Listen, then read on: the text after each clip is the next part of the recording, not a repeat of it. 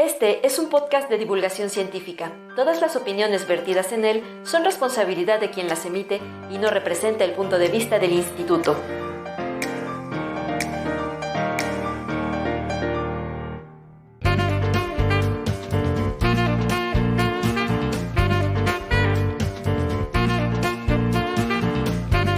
La quinta casa.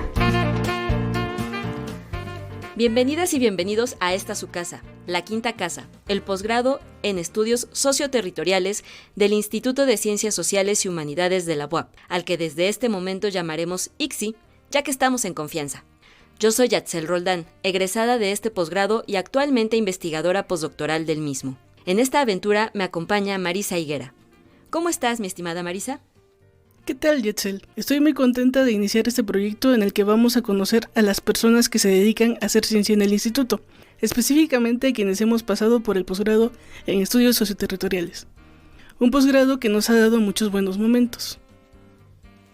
En este primer episodio vamos a platicar de un tema que Marisa conoce y que ha trabajado a lo largo de la maestría y el doctorado, que se deriva de la investigación titulada Habitar el Centro Histórico de Puebla, Derecho a la Ciudad versus Ciudad de la Violencia. Vamos a El Zaguán para escuchar qué tiene que ver la ciudad, el derecho y la violencia. El Zaguán. Las ciudades, esos laberintos de concreto, acero y caos, son centro de vida, donde la prisa y la pausa se dan de la mano.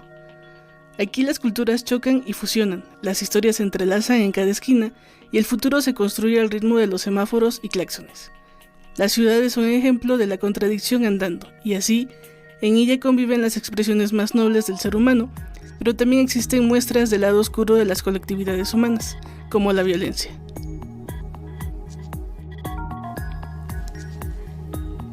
En su investigación, Marisa invita a quienes la leen a que consideren la diferencia de las violencias delictivas, criminales y delitos cometidos en la ciudad, en contraste con las violencias estructurales y simbólicas que existen en los diversos espacios y territorios.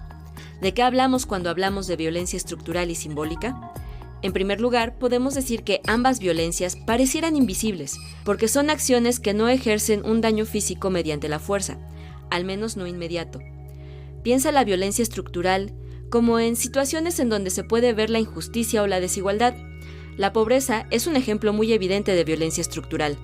Vivimos en un sistema económico en el que el dinero es la manera más común de intercambiar bienes y servicios, pero hay grupos poblacionales que por diversas razones reciben muy poco dinero por su trabajo, e incluso están aquellas personas que no encuentran trabajo y a quienes se les niega un sueldo constante.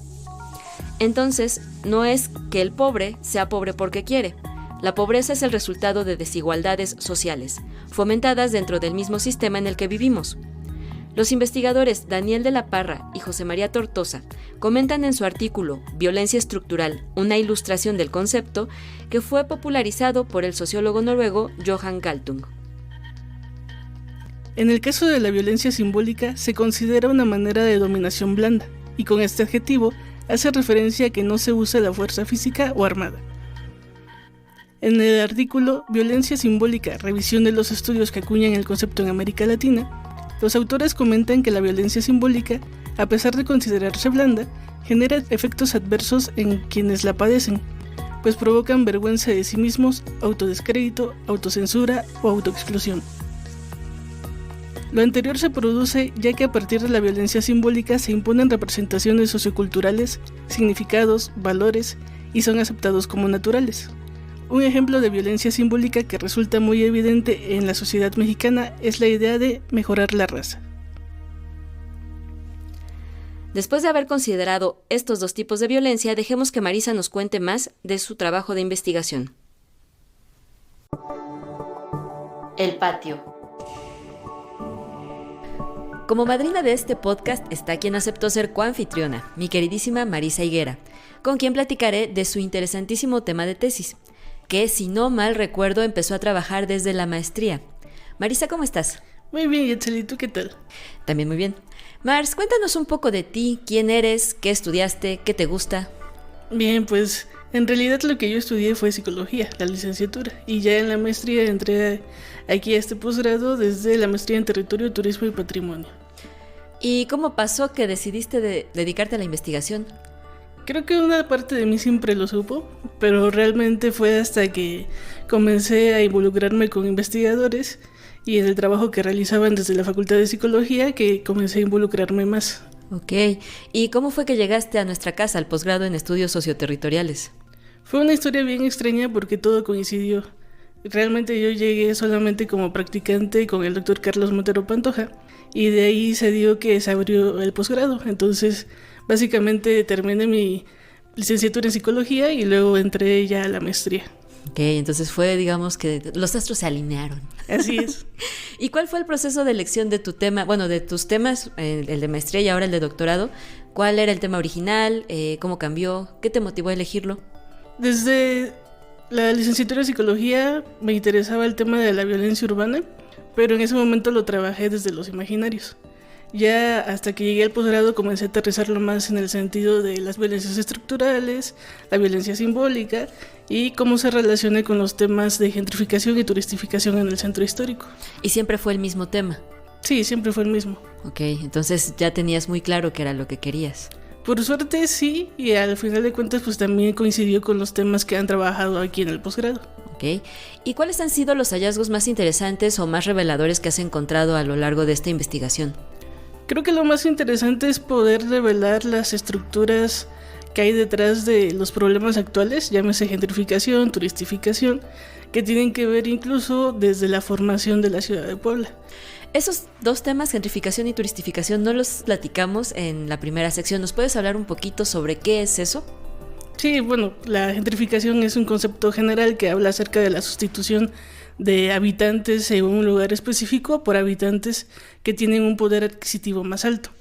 Y la turistificación es un tipo de gentrificación en el cual esos nuevos habitantes son en realidad turistas que están un tiempo muy corto dentro de estos espacios en las viviendas de los centros históricos. Okay, pero supongo que son una gran cantidad, ¿no?, de turistas que llegan. Sí, son una gran cantidad y que tienen una diferencia muy fuerte, y hablemoslo en temas económicos e incluso en temas culturales con los anteriores habitantes. De acuerdo, entonces eso se está viendo actualmente en, yo creo que muchas ciudades, ¿no?, del mundo.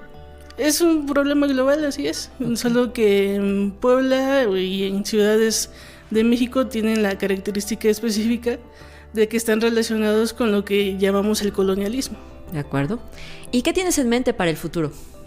Lo que me gustaría hacer es continuar ampliando este tema, tal vez ampliarlo a nivel metropolitano de la zona de Puebla, Tlaxcala, pero también poder hacer algunos estudios similares en otros centros históricos. Eso sería, creo que muy enriquecedor para esta modernidad un poco loca en la que vivimos.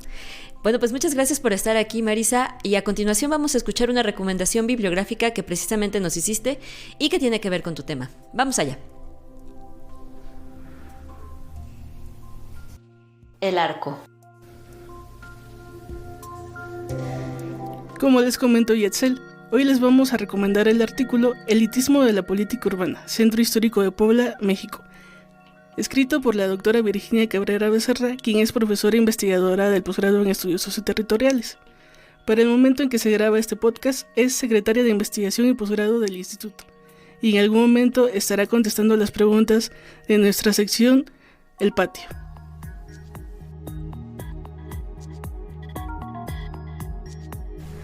Su artículo y su investigación se enmarca en su interés por el pensamiento complejo, una postura expuesta por el filósofo francés Edgar Morin, y se interesa por un fenómeno que ahora está en boca de todos, conocido popularmente como gentrificación, pero que ella castellaniza con la palabra elitización. Además, apunta que este término refiere no solo al reemplazo de habitantes de bajos recursos por habitantes de clase alta, sino al reemplazo por cualquier persona que sea miembro de una élite social, ya sea económica, política o cultural, por ejemplo.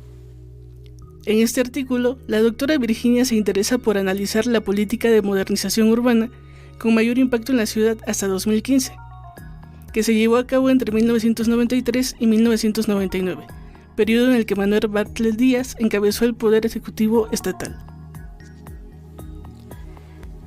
En un primer apartado, la doctora Virginia describe las dos posturas principales a partir de las cuales se ha estudiado la elitización.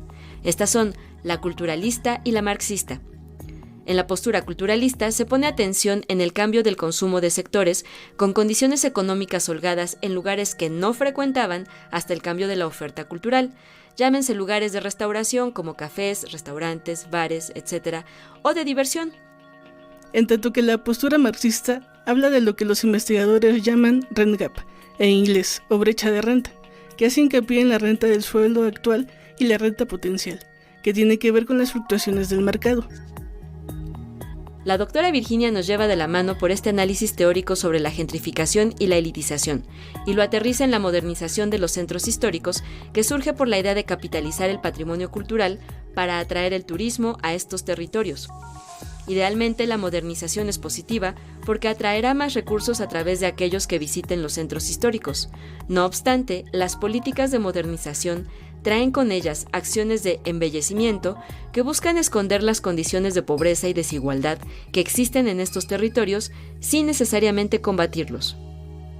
En el caso de las políticas de modernización en el Centro Histórico de Puebla, la doctora Virginia expone el proyecto del Río San Francisco, enfocado en la zona oriente del río, lo que corresponde a los primeros asentamientos indígenas de la ciudad, y el fin último era la expropiación.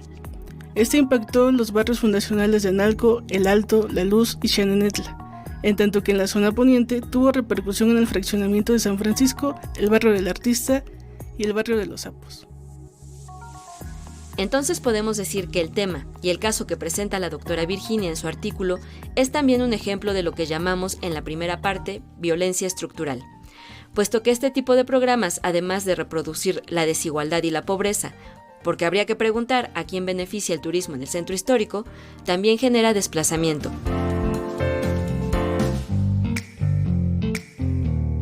Muchas gracias por habernos acompañado en este primer episodio. Fue un placer que nos visitaran en esta quinta casa.